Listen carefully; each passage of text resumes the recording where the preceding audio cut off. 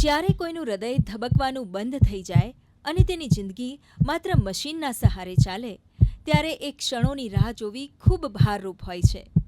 પછી ઇંતજાર હોય છે એક નવા દિલનો, એક નવી જિંદગીનો.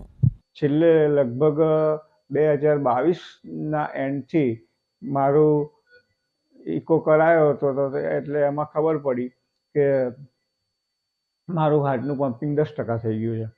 એટલે ત્યારે મને અહીંના ડૉક્ટરોની ટીમે કહ્યું કે હવે તમારી માટે હાર્ટ ટ્રાન્સપ્લાન્ટ સિવાય કોઈ રસ્તો બીજો નથી. 3 મહિના પછી એટલે કે 2024ના હું 5 જૂને અહીંયા દાખલ થઈ ગયો. કે અહીંયાથી ફોન આવ્યો કે હાર્ટ આવ્યું છે એટલે તમે એના માટે દાખલ થઈ જાઓ. તરત બીજા સાંજે મારું ઓપરેશન કરવામાં આવ્યું અને હાર્ટ ટ્રાન્સપ્લાન્ટ કરવામાં આવ્યું અને રાત્રે તો મને બહાર રેગ્યુલર રૂમમાં લાવી દીધો હતો. હાર્ટ ટ્રાન્સપ્લાન્ટ વિજ્ઞાનનો એક એવો ચમત્કાર છે જેમાં ટેકનોલોજી છે પણ સંવેદના પણ છે.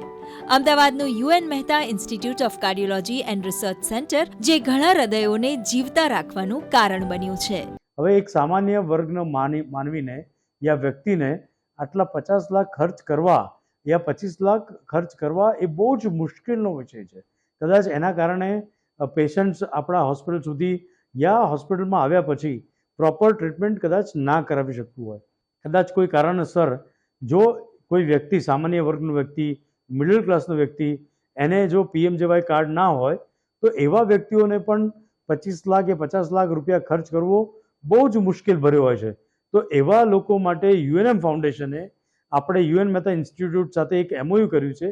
જે MOUના ભાગરૂપે આવનારા 5 વર્ષ સુધી જેટલા પણ વ્યક્તિ આ રોગથી પીડાતા હશે અને આ સેવાનો જો લાભ લેશે તો UNM ફાઉન્ડેશન એને પૂરેપૂરી મદદ કરશે.